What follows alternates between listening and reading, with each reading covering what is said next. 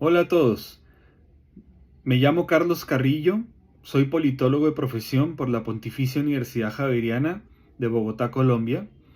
Les doy a todos la bienvenida a mi canal Pensamos Hablando y quiero decirles que estoy compartiendo el video de la presentación del libro escrito por mi padre Eduardo Carlos Carrillo Hernández, intitulado Torre Tagle y la diplomacia fujimontesinista, que fue presentado el día viernes 4 de agosto en el contexto de la Feria Internacional del Libro de Lima. Espero que disfruten de este video.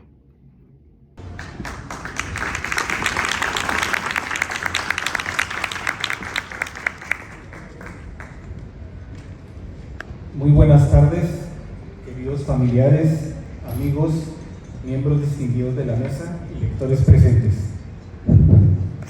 Hoy nos encontramos aquí en la 27ª Feria Internacional del Libro, con alegría y honor, para presentar un libro muy especial. Se trata de una obra que recoge la vida y las luchas de mi padre, un diplomático cuyo legado representa la integridad y la valentía en medio de una red de corrupción. Para nuestra familia es un momento significativo, ya que honramos la memoria de mi padre, quien sirvió al pueblo peruano como un funcionario del Estado. Su historia es una odisea que nos sumerge en el poder, la lucha incansable y el espíritu humano que se niega a ceder ante la oscuridad. Imaginen a un hombre que se alza como un faro de integridad en un océano de corrupción. A lo largo de su carrera enfrentó desafíos y enemigos inquebrantables, luchando por los intereses nacionales y manteniendo firmes sus principios y valores cristianos. Su determinación y verdad lo convirtieron en un protagonista intrépido que desafió injusticias personales y profesionales. En las páginas de su obra, los lectores constatarán su valentía al denunciar un caso de corrupción en el Ministerio de Relaciones Exteriores durante el régimen fujimontesinista. La trama revela conspiraciones y traiciones que mancharon la institución y que pretendieron silenciarlo con el cese arbitrario de los 117 diplomáticos de carrera. Entonces nos preguntamos si la ética prevalecerá y si la valentía de un individuo puede detener una corriente de corrupción imparable. Este viaje emocional nos confronta con dilemas morales y nos invita a reflexionar sobre el poder, la justicia y la ética.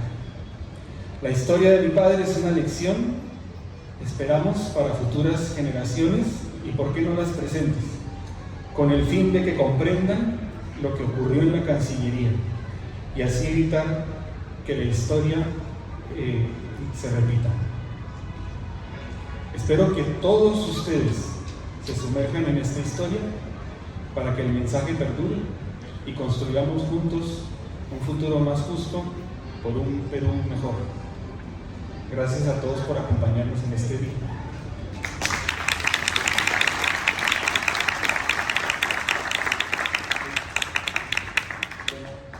A continuación, vamos a presentar a los panelistas que nos acompañan.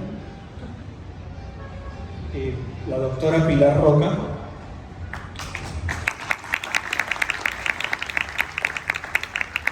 Pilar es cineasta, escritora, investigadora de temas históricos, entre los que destaca Terror en los Andes, El Holocausto Andino, Mr. Lafo, Perú, Cine, Política y Corrupción, obras que analizan la violencia cometida por la Corona de Castilla en el siglo XIII y la corrupción en el cine peruano. Es una incansable promotora de la cultura peruana. Además, ha participado como productora en numerosas películas nacionales. Como parte de su trabajo intelectual, ha recibido diversas distinciones nacionales y en el extranjero. Es parte del gremio de escritores del Perú. En su producción fílmica destacan los documentales Sucre, Unidad de los Pueblos, El Frontón, Historia de una Masacre.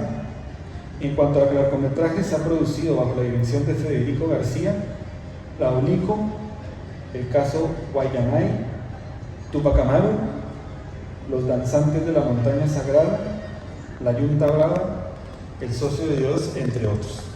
Por favor.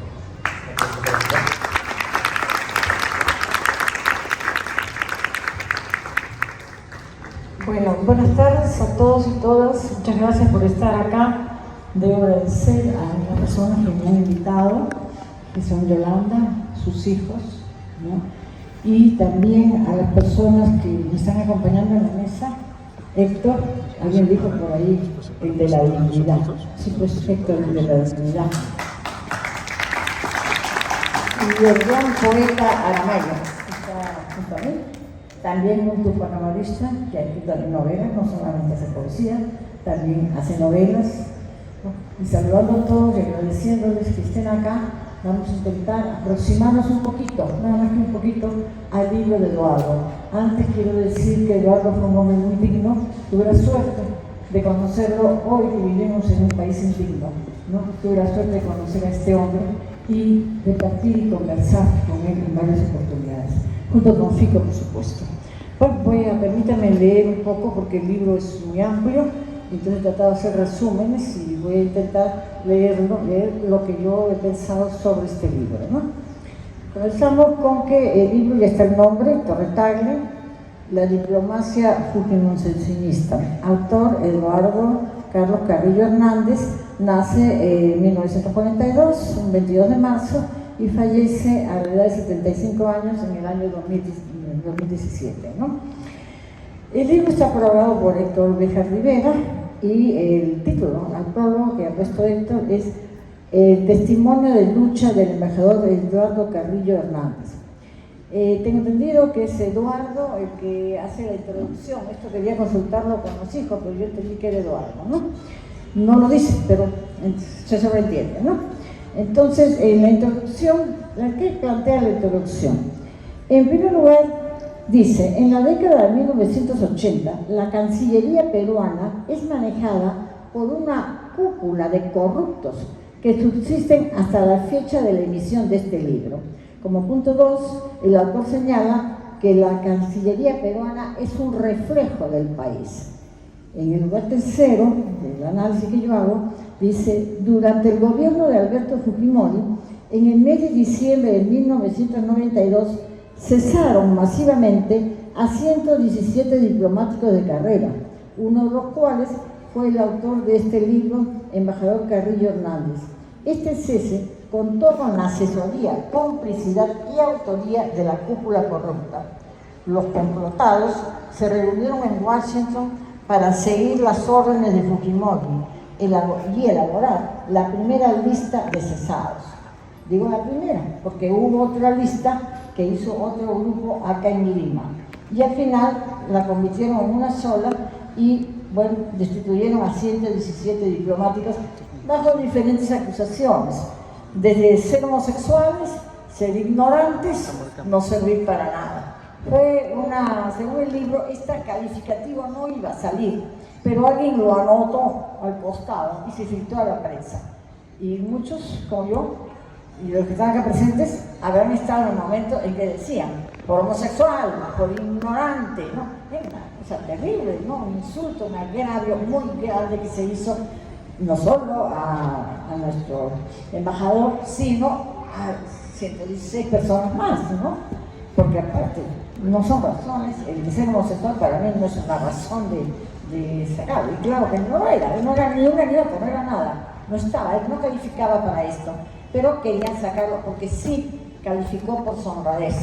Por su honradez, y hay otro momento que en el libro se dice, ¿no? Que Eduardo sabía de unos dicen 12 y otros 17 millones que la Cancillería tenía para guardar de una manera interesante, bien y que no se malogren los documentos de los límites. ¿Ya? Y esa cosa no se hizo. Cuando yo no sé de estos papeles, pero sí sé de los mantos de Paracas, tiene que guardarse en lugares muy especiales porque la luz, el aire, el frío, la humedad los deteriora. Entonces es costoso, ¿no? Y simplemente ese dinero desapareció y estos documentos de los límites que nuestro país tiene simplemente nunca se hizo, no se hizo, y creo que hasta ahora, por lo menos hasta que el libro estuvo, no hubo la sala preparada y las condiciones preparadas para que se guardaran. Fíjense que nuestros límites deben andar por ahí, tal vez la polilla ya se las comió o el hongo los invadió, no se sabe. Cancillería muda hasta la fecha.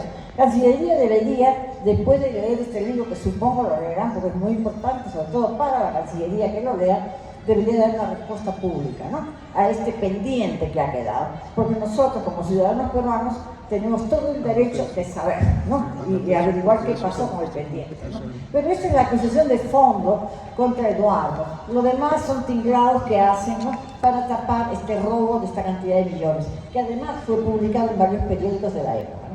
Sigamos con lo que dice el libro, ¿no? El autor califica al gobierno de Fujimori como nefasto y corrupto, gobierno que ya sabemos de 1990 al 2000, contrario a los legítimos intereses del Perú, aparte de inhumano y dictatorial. Otro de los puntos. La historia oficial y en especial la contada por Cancillería se reduce a una narrativa empeñada en tergiversar lo hecho y apuntalar las decisiones contrarias a los intereses nacionales. Ejemplo de ello es la absurda historia de la baja de autoestima y la aceptación de la superioridad de los encomenderos españoles desde Atahualpa.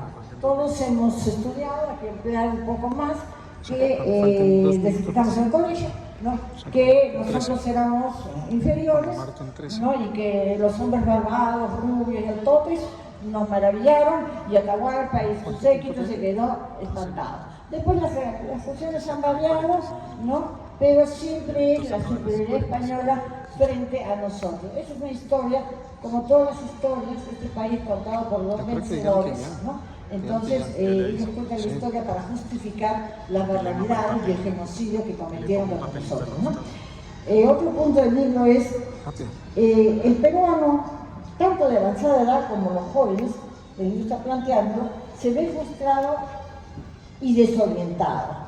Se ha dejado de lado el objetivo nacional de reducir la pobreza, mejorar los niveles de salud, generar empleos, promover la paz, la democracia eficaz y los derechos determinados por las misiones diplomáticas y los derechos humanos, ¿no?, determinados por las misiones diplomáticas, y también se ha dejado de lado la sostenibilidad ambiental.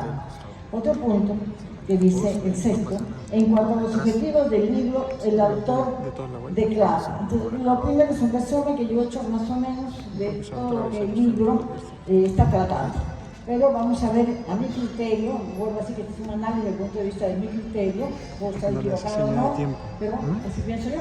Y entonces, los objetivos del autor, o sea, de Eduardo, ¿cuáles son? ¿Qué hace el libro Eduardo, no? Primero, averiguar los orígenes y las causas de la situación del país, tomando como punto de partida o fuente a la Cancillería, que me quedan 2 minutos, a la Cancillería peruana, desde la asunción de Fujimori hasta su conclusión, sin dejar de mencionar la influencia para el país de las medidas tomadas bajo ese enseño. Otro punto, otro objetivo, tener una cercanía con el ciudadano común que desconoce las tareas y la labor de la Cancillería y los diplomáticos de carrera. Acortar la brecha que separa a los diplomáticos de los ciudadanos. Otro punto, si bien el autor reconoce una parte frívola de la Cancillería diplomática, rechaza que ella es lo único que la caracteriza. Lamentablemente, la paz social es la más difundida dentro de la población, sin advertir que es parte de las convenciones sociales para lograr objetivos mayores. El autor señala las palabras de Pedro Bertechi Tizón, director de la Academia Diplomática del Perú, durante la ceremonia de apertura del año. Aquí no son palabras de él, pero a él le llamó la atención el director de la Academia Diplomática, ¿no?, y que da los objetivos para qué es la Academia Diplomática. Bueno, en realidad yo tenía más hojas por ver, más hojas para explicar, pero espero que con lo que yo he hablado y lo que van a completar de una manera extraordinaria, posiblemente, mejor que yo, ¿no?, mis compañeros de mesa, eso es lo que yo puedo decir del libro, ya cada uno tendrá que leerlo y cada uno sacará su propia conclusión. Muchas gracias.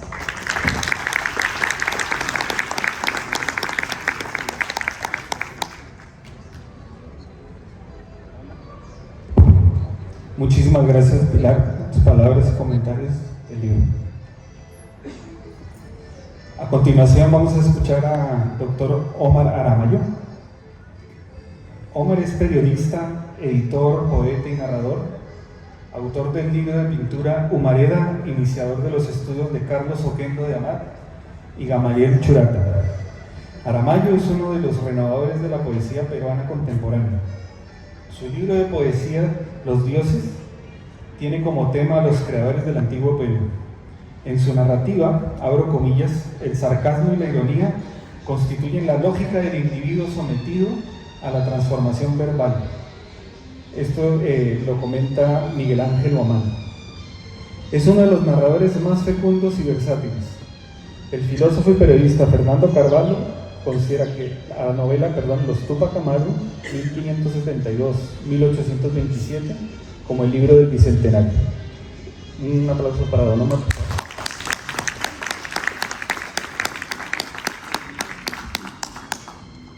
Nuestro querido amigo y maestro Osvaldo Reynoso decía que un libro no se presenta, un libro se celebra. No es el caso. Este libro es más bien un homenaje que le rinde, una pleitesía que le rinde a su esposa, sus hijos, nuestro querido Carlos, a un hombre que supo luchar, batallar, comprometerse y reclamar tal vez lo único que era lo que pedía, es decir, el cumplimiento de su tarea, de su deber de funcionario público. Y por eso murió. O sea, se le acumularon tantas cosas que la guerra lo agotó, la guerra lo mató, la injusticia lo mató. Mi padre tenía un ahijado que de mal nombre recibía Cañita Hueca sin corazón.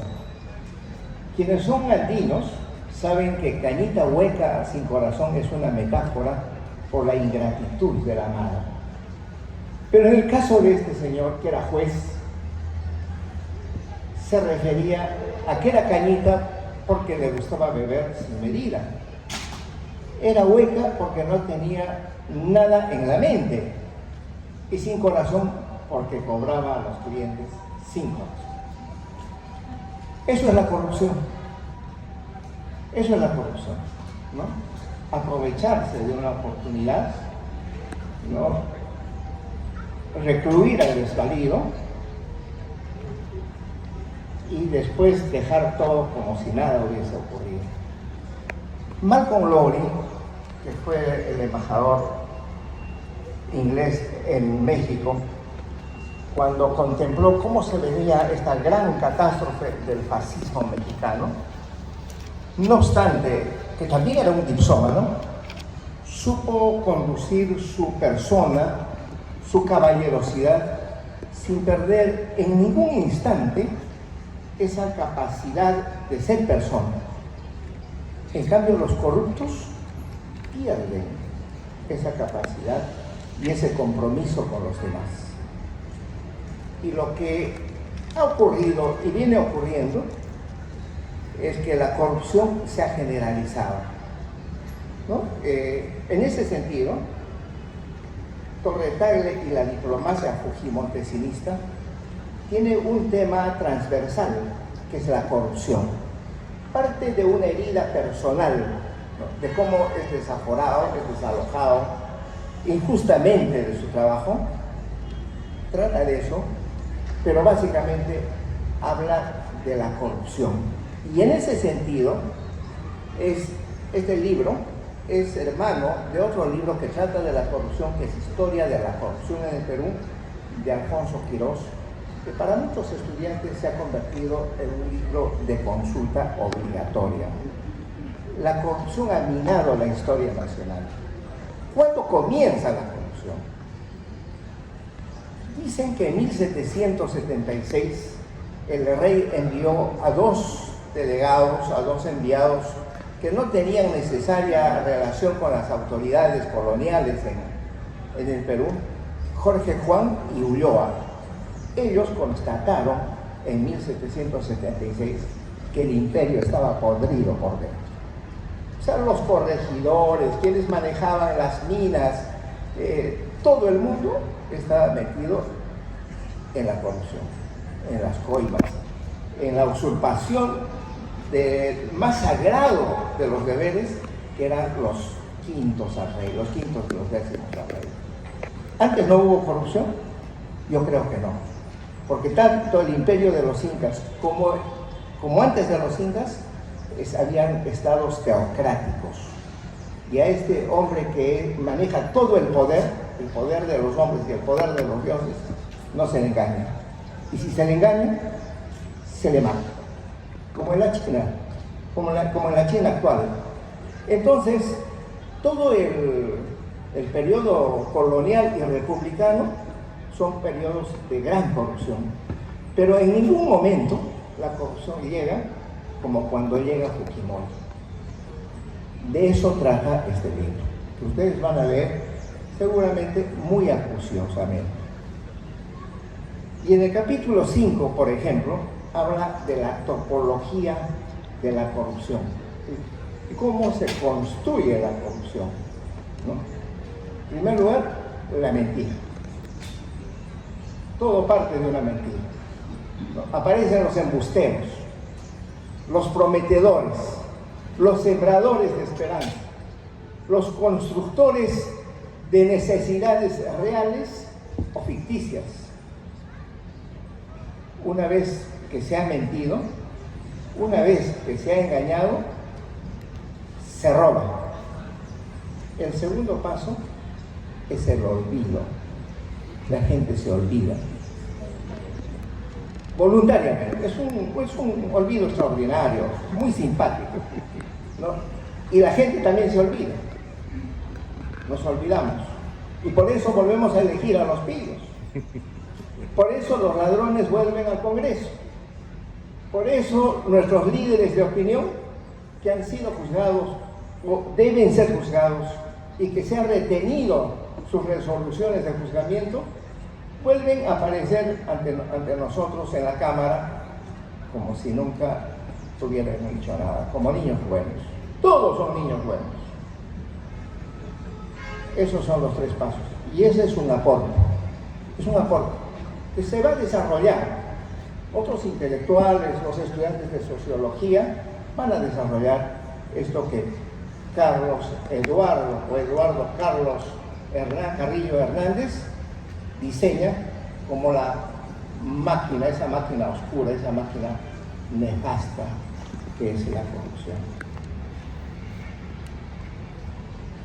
Sin lugar a dudas, este proceso marca en los 90 algo que Quirós, en su historia de la corrupción en el Perú, dice: se ha estimado que el costo medio anual de la corrupción durante el régimen de Fujimori fue entre 14.000 millones, entre 14.000 y 20.000 millones de dólares anuales.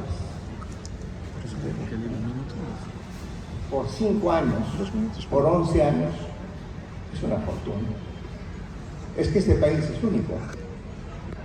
Este país puede ser invadido, puede ser saqueado, puede ser robado, puede ser incendiado, y de sus cenizas siempre va a renacer. ¿Cuál es el tope? No lo sé. Y para terminar, muchas gracias, Carlos. Muchas gracias. Para terminar, quiero llegar al punto trágico, al punto más doloroso, si es que lo he marcado, pues si no, sabrán disculparme, ¿no? De este libro de Eduardo Carlos Carrillo Hernández. Dice: Santiago Suchin presenta una lista de la vergüenza donde no hay ningún diplomático fugitable hay que circular una lista urbi et orbi para comenzar. Los embajadores que defendieron el golpe de abril, del 5 de abril de 1992, felicitados por resolución ministerial infame ese año, embajadores Ricardo Luna Mendoza, Alejandro León Pasos, Jaime Stiglitz, luego los que ayudaron a la purga, tú los conoces perfectamente, comenzando por Alfonso Rivero, luego los que regalaron Tihuinza, Jorge Valdés, los que ayudaron a buscar asilo a Montesinos, falsamente con un peligro de golpe de Estado. En Brasil fue Ponce, convenciendo a Cardoso, en Argentina de Cela, convenciendo a De la Rúa, en Chile Coulange, en Nueva York Valdés, etc. ¿Qué es esto? Esto es un nido de tarántulas, es un meadero de serpientes, es un revuelo de gaviotas asesinas. Estamos hablando del Ministerio de Relaciones Exteriores, que nos representa orgánicamente en el extranjero. Hasta aquí está bien. Fue, así fue. ¿Y cómo es ahora? ¿Y cómo será más adelante? ¿Cómo nos representarán más adelante? ¿Qué han hecho por la cultura nacional? ¿Qué ha hecho el Ministerio de Relaciones Exteriores en 200 años? Absolutamente nada. La diplomacia chilena logró el premio Nobel de Pablo Neruda. Nunca hay que olvidarlo. Y la diplomacia chilena tenía en cartera hacer premios Nobel a Zurita, a Rojas, a Parra, etcétera, etcétera. Y siempre tiene un plan cultural para avanzar sobre América Latina, para avanzar con sus negocios, con su comercio. Estamos frente a un monstruo ocioso, inválido, incapacitado, que vive a espaldas del Perú. El doctor Béjar, con más autoridad que yo, con más conocimiento que yo, seguramente que va a ampliar este punto que es tan doloroso, tan sufriente, tan estremecedor para todos los peruanos. Muchas gracias.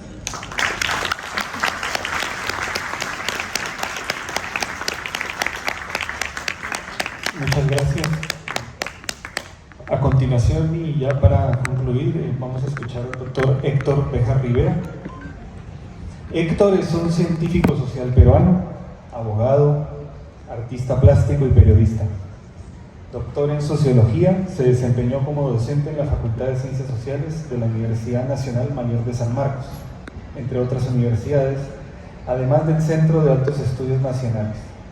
Tiene 230 publicaciones en temas de historia, ciencia política y sociología. Entre uno de los más destacados figuran las guerrillas de 1965 en el Perú, que ganó el Premio Latinoamericano Casa de las Américas en 1969. Prestó servicios al Estado peruano como ministro de Relaciones Exteriores del Perú durante el año 2021.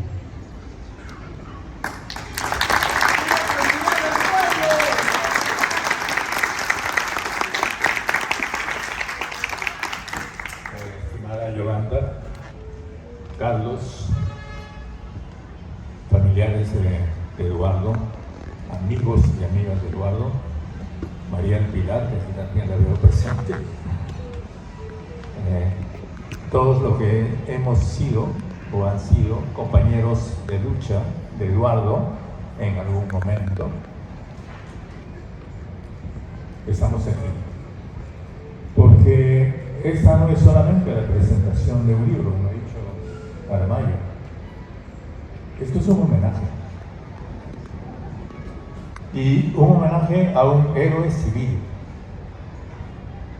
que, como todos los héroes civiles del Perú, es ignorado por el Perú oficial. Pero no importa, quizás sea mejor,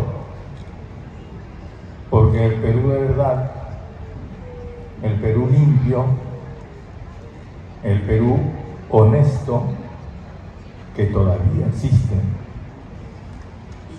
y del que todavía se puede esperar un horizonte también limpio y libre,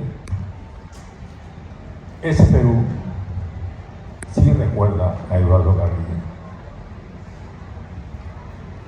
La Cancillería es una especie de ejército. En el sistema que llamamos democrático hay varios ejércitos. Está, por supuesto, el ejército armado, vestido de verde, pero hay otros ejércitos. Está el ejército de los jueces, de los fiscales, que ahí los vemos ahora actuando con una intensa actividad. El ejército de los policías y la Cancillería es otro ejército, porque, como seguramente muchos de ustedes saben, en la Cancillería prima la disciplina militar. Los ascensos son muy parecidos, similares o hechos a la imagen y semejanza de las Fuerzas Armadas. Y por tanto, desde Torre-Tagle, y ya decir la palabra Torre-Tagle significa decir mucho en el Perú, desde Torre-Tagle hasta esa época hemos tenido esa égida con pocos periodos de excepción. Porque también hay que decir que dentro de la Cancillería hay gente digna, y ha habido gente digna. Tenemos el caso de Raúl Porras, ampliamente conocido, y tenemos el periodo de Edgardo Mercado Jarrín y de Miguel Ángel de la Flor, en que, bajo el gobierno de Velasco, se pudo reconstruir la Cancillería, abrirla a todos los pueblos del mundo y superar aquella época en que, bajo el gobierno del señor Benavides, la Cancillería peruana ordenaba a todos sus cónsules no recibir a los niños judíos que salían jugando de la Alemania nazi buscando refugio en los países latinoamericanos. El patronato judío de aquella época se dirigió a muchas cancillerías del mundo pidiendo refugio. Uno de los pocos países que no respondieron, y que no solamente no respondieron, sino que circularon una directiva a todos sus cónsules y embajadores, amenazante además con sanciones, que está publicada, es un documento publicado, fue la Cancillería peruana. Entonces, así como tiene el periodo digno de Porras o el periodo libre de Mercado y de Miguel Ángel de la Flor, la Cancillería también tiene periodos vergonzosos signados por el nombre de Torre-Tagle, que, como todos sabemos, el marqués de Torre-Tagle, que fue organizador de la primera junta de gobierno que se formó en el Perú y una de las primeras de América Latina o de Sudamérica, del Imperio Español, acabó pidiendo perdón, hablando pestes contra los patriotas y refugiado trágicamente con Rodil en el puerto de San Felipe. Entonces,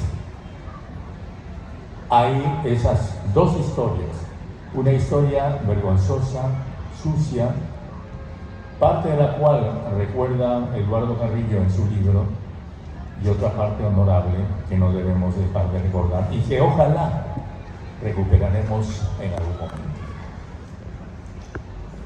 Yo conocí a Eduardo cuando era embajador en Nicaragua y después tuve ocasión de compartir con él y con otros amigos una enorme cantidad de actividades en una época ciertamente difícil en que imperaba la dictadura de Fujimori. Como también sabemos, uno de los primeros actos del señor Fujimori, año 1992, después, muy poco después, pocas semanas después del golpe de abril, fue ordenar a su embajador en Washington hacer una lista de más de 100 diplomáticos peruanos que constituían la tercera parte de la Cancillería del Perú, la tercera parte del servicio diplomático, y cesarlos inmediatamente. Pero no solamente fueron cesados, sino además fueron calumniados e insultados. Eduardo luchó después de eso de diversas maneras. Luchó por él y luchó por otros. Luchó por sus colegas, por sus compañeros y luchó por todos nosotros. Y hace pocos minutos recordábamos precisamente con María del Pilar la historia que cubre desde el Foro Democrático, sigue con el Frente Civil por la Democracia o el Comité Civil por la Democracia, y continúa con Demos, que fue un partido, el proyecto de un partido político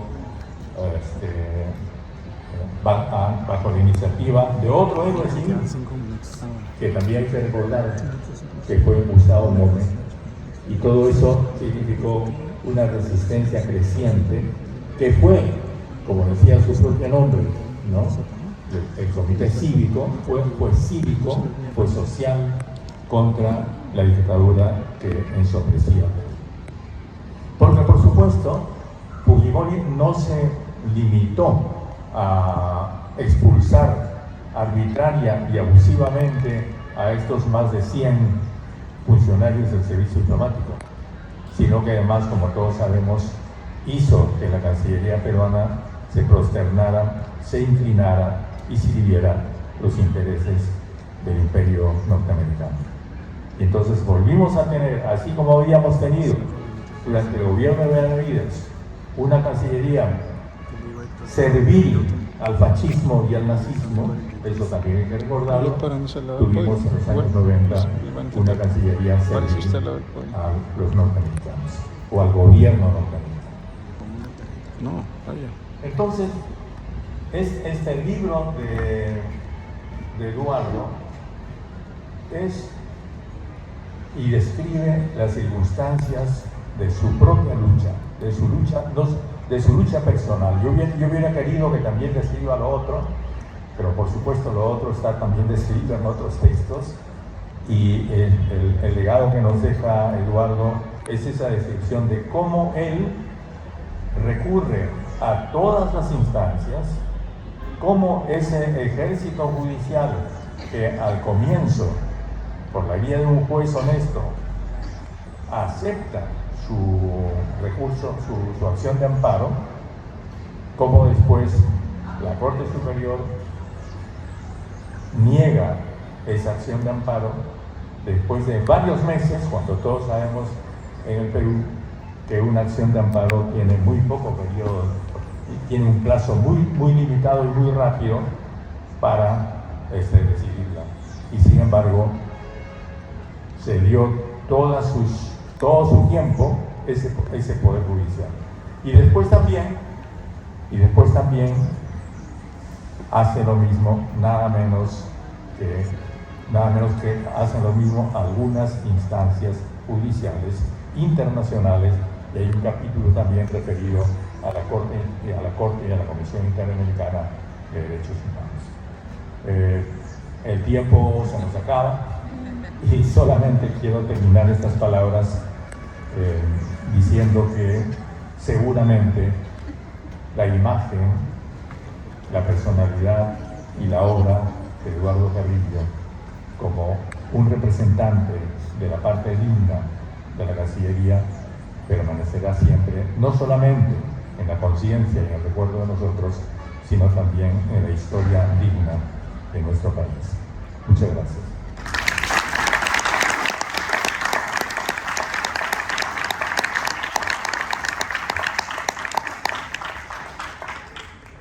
Ya para finalizar, ¿no? De todo corazón, de parte de mi familia, de quien habla, muy agradecidos por acompañarnos en este día, y esperamos que puedan, ¿no?, conseguir el libro, y la editorial Achahuate está proporcionándolo. y que se sigan generando más discusiones sobre este tema, ¿no? Para que nunca más este tipo de episodios se repitan en la historia del Perú. Muchas gracias.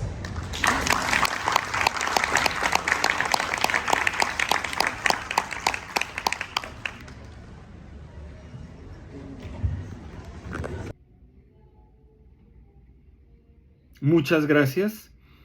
Quiero recordarles que el libro se encuentra disponible a la venta en los stands de la editorial Achaguata y de Estación La Cultura, en la misma Feria Internacional del Libro de Lima.